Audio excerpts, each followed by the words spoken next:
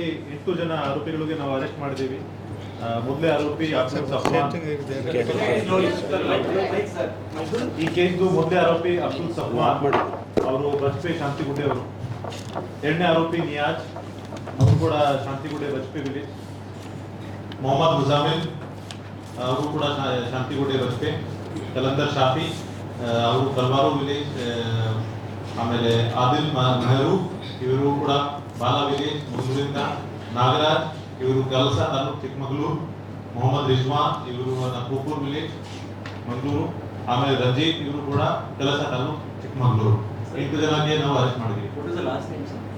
ರಂಜಿತ್ ಕಲಸ ಚಿಕ್ಕಮಗಳೂರು. ಇನ್ನೊಂದ್ಸರಿ ರಿಪೀಟ್ ಮಾಡಿಬಿಡಿ, ಅವ್ರು ಯಾರನ್ನ ಬರ್ಕೊಂಡ್ಬಿಡ್ತಾರೆ. ಅಬ್ದುಲ್ ಸಫ್ವಾನ್, ನಿಯಾಜ್, ಮೊಹಮ್ಮದ್ ಮುಜಾಮಿಲ್, ಕಲಂದರ್ ಶಾಫಿ, ಆದಿಲ್ ಮೆಹರೂಫ್, ನಾಗರಾಜ್, ಮೊಹಮ್ಮದ್ ರಿಜ್ವಾನ್, ರಂಜಿತ್. ಸರ್, ಇದರಲ್ಲಿ ಆದಿಲ್ ಆಮೇಲೆ ಹೇಳ್ತೀನಿ. ದಿನಾಂಕ 1/5 ಸಾಯಂಕಾಲ 8:30 8:40 ಕಿನ್ನಿಪದು ಏರಿಯಾದಲ್ಲಿ ಒಂದು ಇನ್ಸಿಡೆಂಟ್ ನಡೆದಿತ್ತು. ತಮ್ಮೆಲ್ಲರಿಗೂ ಗೊತ್ತಿರೋ ಹಾಗೆ ಆ ಸಮಯದಲ್ಲಿ ಒಂದು ಇನೋವಾ ಕಾರಲ್ಲಿ ಬಜ್ಪೆ ಒಬ್ಬ ರೌಡಿ ಶೀಟರ್ ಸುಹಾಸ್ ಶೆಟ್ಟಿ ತಮ್ಮ ಸ್ನೇಹಿತರ ಜೊತೆಗೆ ಆ ಕಾರಲ್ಲಿ ಪ್ರಯಾಣ ಮಾಡ್ತಾಯಿದ್ರು. ಒಟ್ಟಾರೆ ಆ ಕಾರಲ್ಲಿ 6 ಜನ ಇದ್ದರು. ಏಕಾಏಕಿ ಒಂದು ಬೊಲೆರೋ ಪಿಕಪ್ ಕಾರ್ ಅವ್ರಿಗೆ ಅಡ್ಡ ಬಂದು ನಿಲ್ಲಿಸ್ಲಿಕ್ಕೆ ಪ್ರಯತ್ನ ಮಾಡಿದರು. ಅಟ್ ದ ಸೇಮ್ ಟೈಮ್ ಒಂದು ಸ್ವಿಫ್ಟ್ ಕಾರಲ್ಲಿ ಕೂಡ ಬಂದು ಕೆಲವು ಜನ ಅವ್ರ ಮೇಲೆ ನುಗ್ಗಿ ಅವ್ರ ಮೇಲೆ ಹಲ್ಲೆ ಮಾಡಲಿಕ್ಕೆ ಪ್ರಯತ್ನ ಮಾಡಿದರು.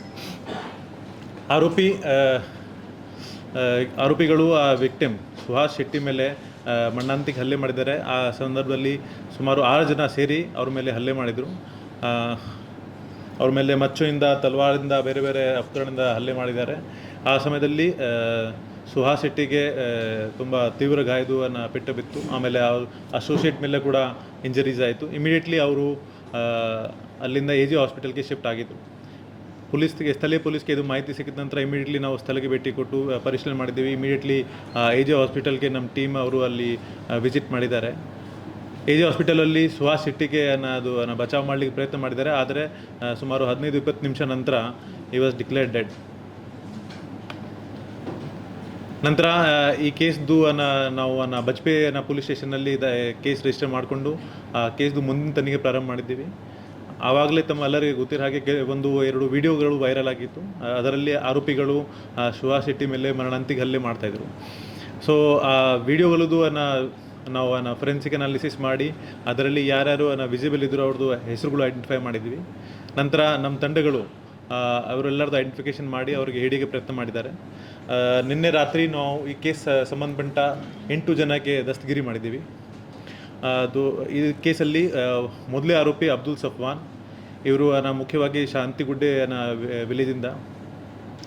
ಅಬ್ದುಲ್ ಸಫ್ವಾನ್ ಮೇಲೆ 2023 ಒಂದು ಮರಣಾಂತಿಕ ಹಲ್ಲೆ ಆಗ್ತದೆ. ಆವಾಗ ಧನ್ರಾಜ್ ಮತ್ತು ಪುನೀತ್ ಮತ್ತು ಪ್ರಶಾಂತ್ ಅಂಥವರು ಹಲ್ಲೆ ಮಾಡಿ ಅವ್ರಿಗೆ ಗಾಯ ಮಾಡ್ತಾರೆ. ಸೊ ಸೂರತ್ಕಲ್ಲಲ್ಲಿ 2023 ಒಂದು ಕೇಸ್ ದಾಖಲಾಗ್ತದೆ. ಪ್ರಶಾಂತ್ ಮತ್ತು ಧನ್ರಾಜ್ ಇವರು ಸುಹಾಸ್ ಶೆಟ್ಟಿದು ಸ್ನೇಹಿತರುಗಳು. ಸೊ ನಂತರ ಇವರು ಎಲ್ಲ ಜೈಲಿಗೆ ಹೋಗ್ತಾರೆ.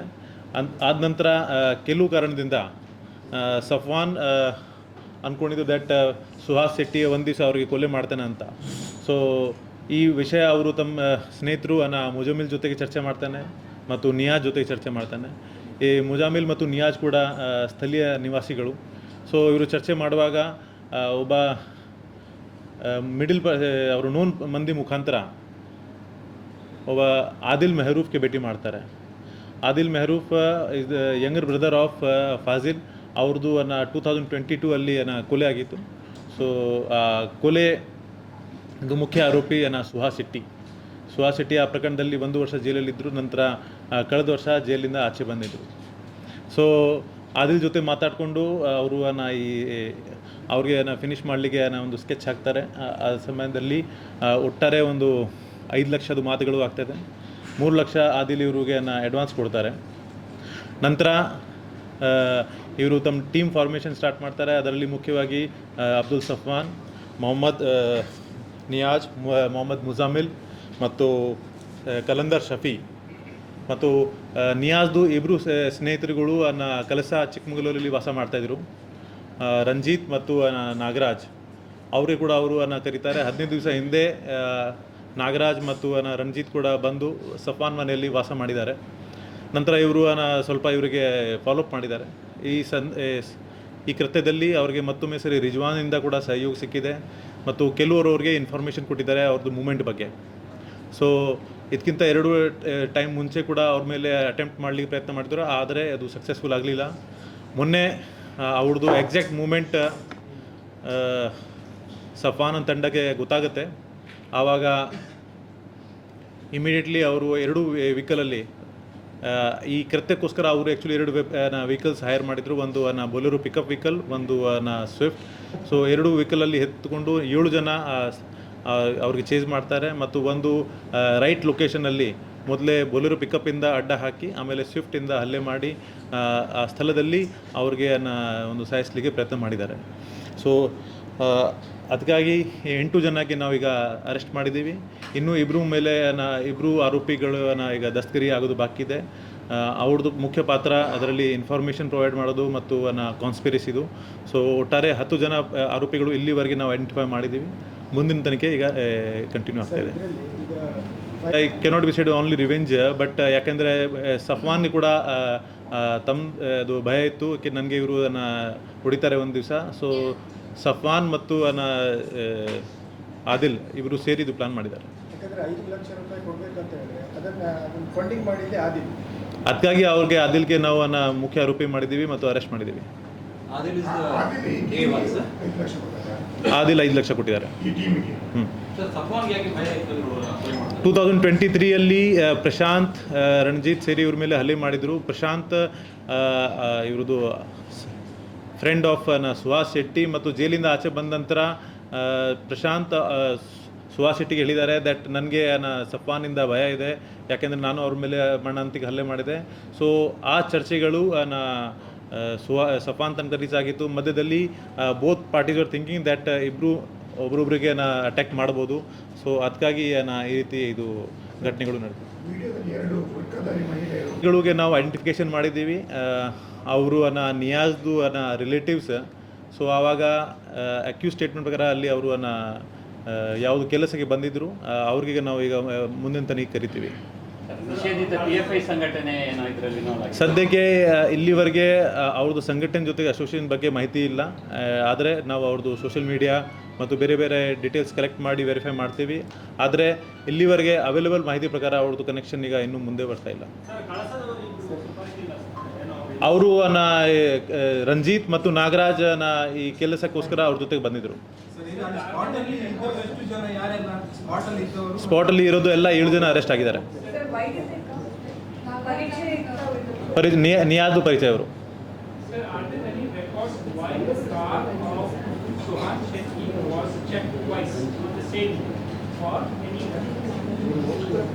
These are social media rumors and I will not comment upon that. ಯಾಕೆಂದರೆ ಸೋಷಿಯಲ್ ಮೀಡಿಯಾದಲ್ಲಿ ತುಂಬ ವದಂತಿಗಳು ಸ್ಪ್ರೆಡ್ ಆಗ್ತಾ ಇದೆ. ಆ ಸಂಬಂಧಪಟ್ಟ ಕೆಲವು ಕೇಸಸ್ ಕೂಡ ದಾಖಲು ಮಾಡಿದ್ದೀವಿ. ಆದರೆ ರೌಡಿ ಶೀಟರ್ಸ್ಗೆ ಸಾಮಾನ್ಯವಾಗಿ ಪೊಲೀಸ್ ಇಲಾಖೆಯಲ್ಲಿ ರೆಗ್ಯುಲರ್ ಕರೆದು ವಾರ್ನಿಂಗ್ ಮಾಡೋದು ಒಂದು ಕೆಲಸಗಳು ನಡೀತಾ ಇರ್ತದೆ. And not only Suhas but many other also warn on time to time. ಅವ್ರ ಮೇಲೆ ನಾವು ಕ್ರಮ ಕೂಡ ತಗೊಳ್ತೀವಿ. ಯಾಕೆಂದರೆ ಅವರು ಕೆಲವು ಆ್ಯಂಟಿ ಸೋಷಿಯಲ್ ಆ್ಯಕ್ಟಿವಿಟೀಸ್ ಮಾಡ್ತಾ ಇರ್ತಾರೆ. ಸೊ ಆ ಕಂಟ್ರೋಲ್ ಮಾಡಲಿಕ್ಕೆ ಅವ್ರಿಗೆ ನಾವು ರೆಗ್ಯುಲರ್ಲಿ ಸ್ಟೇಷನ್ಸಲ್ಲಿ ಕರಿತೀವಿ. ಲೇಡೀಸ್ ನಿಯಾಜ್ ರಿಲೇಟಿವ್ಸ್ ಅವ್ರಿಗೆ ನಾವು ಐಡೆಂಟಿಫೈ ಮಾಡಿದ್ದೀವಿ. ಈಗ ಮುಂದಿನ ದಿವಸದಲ್ಲಿ ಅವರಿಗೆ ತನಿಖೆಗೆ ಕರಿತೀವಿ. ಹಾಂ, ನಿನ್ನೆ ಬೆಳಿಗ್ಗೆ ಕೆಲವು ಕಡೆ ಅಹಿತಕರ ಘಟನೆಗಳು ನಡೆದಿತ್ತು. ಆ ಬಂದ್ ಸಂಬಂಧಪಟ್ಟ ಒಟ್ಟಾರೆ 6 ಕೇಸ್ ದಾಖಲಾಗಿತ್ತು. 3 ಕೇಸಲ್ಲಿ ಬಸ್ಸಸ್ ಮೇಲೆ ಸ್ಟೋನ್ ಬೆಲ್ಟಿಂಗ್ದು ಮತ್ತು 3 ಹಲ್ಲೆಗಳದು. ಆ ಸ್ಟೋನ್ ಬೆಲ್ಟಿಂಗ್ ಕೇಸ್ ಸಂಬಂಧಪಟ್ಟ 3 ಜನಕ್ಕೆ ನಾವು ಈಗಾಗಲೇ ಅರೆಸ್ಟ್ ಮಾಡಿದ್ದೀವಿ. ಚುರಿ ಕೇಸಲ್ಲಿ ಐಡೆಂಟಿಫಿಕೇಷನ್ ವರ್ಕ್ ನಡೀತಾ ಇದೆ. ಯಾಕೆಂದರೆ ನಿನ್ನೆ ಪೊಲೀಸ್ ಇಲಾಖೆ ಪೂರ್ತಿ ಸಂಪೂರ್ಣವಾಗಿ ಪ್ರೊಸೆಷನ್ ಮತ್ತು ಬೇರೆ ಬೇರೆ ಆ್ಯಕ್ಟಿವಿಟೀಸಲ್ಲಿ ತುಂಬ ಬ್ಯುಸಿ ಇದ್ದರು. ಬಟ್ ಇವತ್ತಿಂದ ಬೆಳಿಗ್ಗೆಯಿಂದ ನಾವು ಪ್ರಾರಂಭ ಮಾಡಿದ್ದೀವಿ. ಈಗಾಗಲೇ 3 ಜನಕ್ಕೆ ಅರೆಸ್ಟ್ ಮಾಡಿದ್ದೀವಿ. ಸಾಯಂಕಾಲ ಒಳಗಡೆ ಇನ್ನೂ ಸಾಕಷ್ಟು ಜನ ಅರೆಸ್ಟ್ ಆಗ್ತಾರೆ. ಸ್ಟೋನ್ ಬೆಲ್ಟಿಂಗ್ಗೆ ಅಲ್ಲ, ಅದು ಐಡೆಂಟಿಫೈ ಮಾಡಬೇಕು. ಕಾರಲ್ಲಿ 2 ಪಿಕಪ್ ವೆಹಿಕಲಲ್ಲಿ, ಬೊಲೆರೋ ಪಿಕಪ್ ಓನರ್ ಐಡೆಂಟಿಫೈ ಆಗಿದೆ. ಅವ್ರಿಗೆ ನಾವು ಸ್ಟೇಷನ್ಗೆ ಕರೆದಿದ್ದೀವಿ, ವಿಚಾರಣೆ ಮಾಡ್ತಾ ಇದ್ದೀವಿ. ಸರ್ ಈಗ ಫಾಜಿಲ್ ಅವರು ತಮ್ಮ ಇದರಲ್ಲಿ ಇನ್ವಾಲ್ವ್ ಆಗಿದ್ದಾರೆ ಅಂತ ಹೇಳಿದ್ರು. ಅವರ ಪೇರೆಂಟ್ಸ್ ಏನೋ ಸ್ಪೀಕರ್ ಅವರಿಗೆ ಬೆಳಿಗ್ಗೆ ಫೋನ್ ಮಾಡಿದ್ರು, ಏನೋ political pressure. See no political pressure, every criminal pleads innocence. So ಅದರಲ್ಲಿ ಐ ವಿಲ್ ನಾಟ್ ಕಮೆಂಟ್.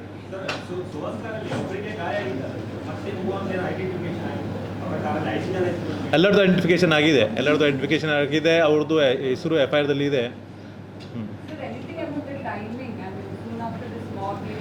ಇಲ್ಲ, this was their third attempt.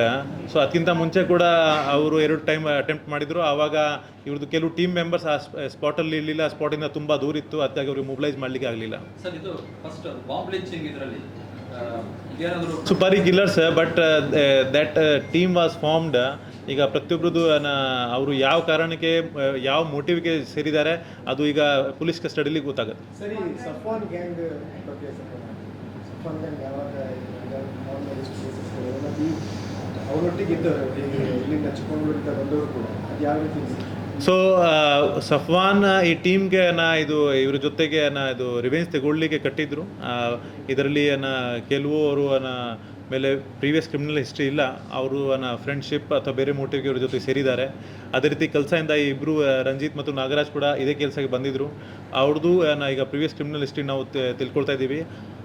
So exact motive, ಯಾವ ಕಾರಣಕ್ಕೆ ಯಾರ್ಯಾರು ಜಾಯಿನ್ ಮಾಡಿದರು, ಅದು ಎಕ್ಸಾಕ್ಟ್ಲಿ ನಾವು ಈಗ ಇವತ್ತು ಅವ್ರಿಗೆ ಜುಡಿಷರಿ ಮುಂದೆ ಹಾಜರು ಮಾಡಿಸಿ ಪೊಲೀಸ್ ಕಸ್ಟಡಿಗೆ ತಗೊಳ್ತೀವಿ, ಆವಾಗ ಗೊತ್ತಾಗ್ತದೆ. ಸರ್, ಇದರಲ್ಲಿ ಕಮ್ಯುನಲ್ ರಿವೆಂಜ್ ಅಂತ ಅಥವಾ ಏನಾದರೂ ಬೇರೆ ವ್ಯವಹಾರದ ಮೇಲೆ ಅವರಿಗೆ ರಿವೆಂಜ್? ಈಗಾಗಲೇ ನಾನು ಸ್ಪಷ್ಟ ಮಾಡಿದ್ದೀನಿ, ಒಂದು ಪರ್ಸ್ನಲ್ ರೈವಲ್ರಿ ಇತ್ತು, ಇನ್ನೊಂದು ಆದಿಲ್ದು ಬೇರೆ ಕಾರಣ ಇತ್ತು, ಅದಕ್ಕಾಗಿ ಇಬ್ಬರು ಸೇರಿ ಇದು ಪ್ಲಾನಿಂಗ್ ಮಾಡಿದ್ದಾರೆ. ಈಗ ಅದೇ ಹೇಳ್ತಾ ಇದ್ದೀವಿ, ಪೊಲೀಸ್ ಕಸ್ಟಡಿಯಲ್ಲಿ ಇರುವಾಗ ನಾವು ಫರ್ದರ್ ಸ್ಟೇಟ್ಮೆಂಟ್ ತಗೊಳ್ತೀವಿ, ಇಂಟ್ರೋಗೇಷನ್ ಮಾಡ್ತೀವಿ, ಆವಾಗ ಗೊತ್ತಾಗುತ್ತೆ. Sir, also, were they trying to escape Bangalore or were they here? I mean, ಯಾಕಂದ್ರೆ ಅವರು ಫುಲ್ ಇದು ವಿತೌಟ್ ಫೇಸ್ ಮಾಸ್ಕ್ ಎಲ್ಲ ಅಟ್ಯಾಕ್ ಮಾಡಿದ್ರು. ಯಾವ ರೀತಿ ಅವರನ್ನ so I mean were they trying to escape? Immediately after incident ಅವರು ಸ್ವಿಫ್ಟ್ ಕಾರಿಂದ ಎಸ್ಕೇಪ್ ಆಗಿದ್ದಾರೆ. ಆಮೇಲೆ ಕೆಲವು ಡಿಸ್ಟೆನ್ಸ್ ನಂತರ ಅವರು ಆ ಸ್ವಿಫ್ಟ್ ಕಾರ್ಗೆ ಬಿಟ್ಟು ಬೇರೆ ಕಡೆ ಅದು ಹೈಡ್ ಆಗಿ ಆಮೇಲೆ ಎಸ್ಕೇಪ್ ಮಾಡಲಿಕ್ಕೆ ಪ್ರಯತ್ನ ಮಾಡ್ತಾಯಿದ್ರು. ಯಾಕೆಂದರೆ ಆ ದಿವಸ ಪೊಲೀಸ್ದು ಚೆಕಿಂಗ್ ತುಂಬ ನಡೀತಾ ಇತ್ತು.